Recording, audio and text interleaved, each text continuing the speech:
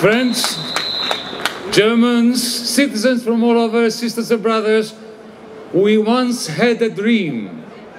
It was a dream of what Europe could have been. It wasn't about a single market, it wasn't about a single currency, it wasn't about a common budget. We dreamt of Europe as a peace with justice project. But that dream has now evaporated. In the cold, hard light that we woke up, it has gone. 15 years ago, a banker's crisis led to austerity for the many and to a lot of money printing for the very few.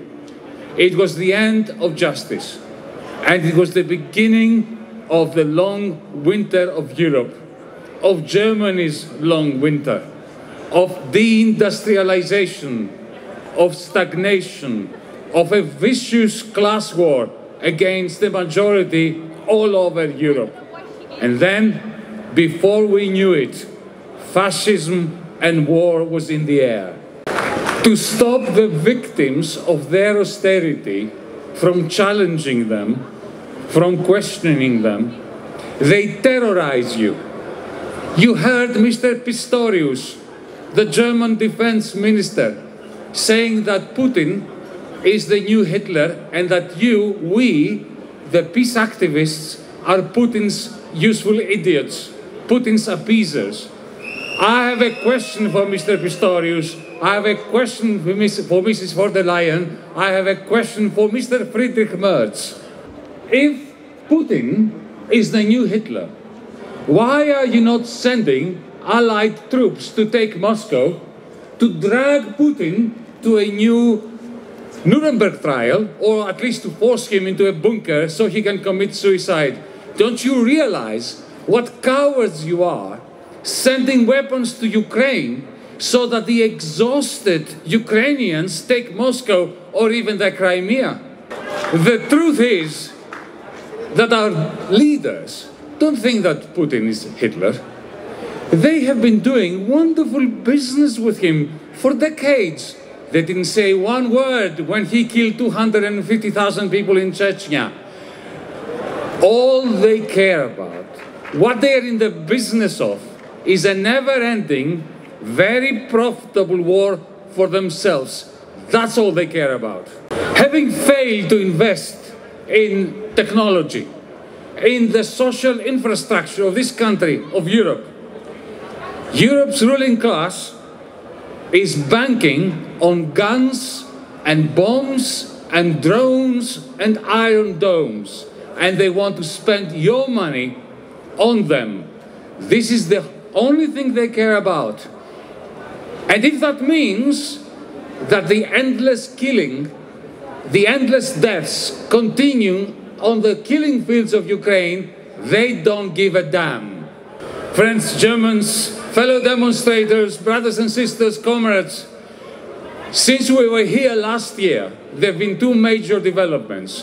One, the International Criminal Court has indicted Netanyahu and his former defense minister for genocide.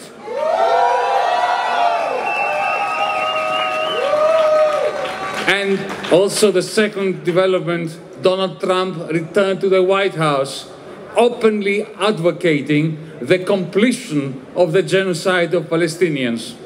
A journalist asked me the other day, why are you still talking about Palestine in Munich?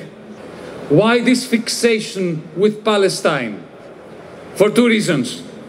If this was 1938 and today was the morning after Kristallnacht, we would only have one duty: to defend the Jewish people from the Nazi pogroms.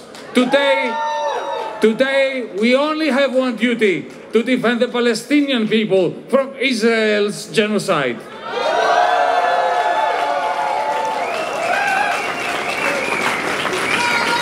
But there is a second reason too, and I also will come to this later. And now I come to the other reason. The other reason is this: what started in Gaza does not stay in Gaza. The sheer brutality in Gaza cannot be contained there, especially when our leaders here in Europe give the green light to the supremacist settlers to commit genocide with our weapons, our bombs that we send to them, with our buildings sporting their flag, with their flag being projected on the European Union buildings in Brussels. Supremacist ideology gets reinforced in Germany, in France, in Belgium, in the Netherlands, in Italy, in Spain, in Greece. And you can see that in the polls with the rise of fascism. You will see it next Sunday as a result of your general election here in the Federal Republic of Germany. 80 years after we defeated the Nazis, 80 years after the representatives of the peoples of the world gathered in the United Nations to proclaim never again, it is happening again. With the complicity and the blessings of our leaders. By allowing international law to die in Palestine, they've killed international law everywhere, in Germany as well. For international law to mean anything, it must be applying to everyone, because if it doesn't apply to everyone, it doesn't apply to anyone. This is why we're here in Munich today, to say never again anywhere. We are here to tell the fools in government, to tell those people who behave as if the horrors and the crimes of the Holocaust can be washed in rivers of Palestinian blood, to tell the fools in government who think that the authoritarianism of Putin can be stemmed by piles of dead bodies of more and more Ukrainians, to tell them that we are here to stop them, that we are here to seize the day, today, so that tomorrow we can dream again, a dream of a Europe as a peace project, a project for peace with justice. Carpe diem. No pasarán. No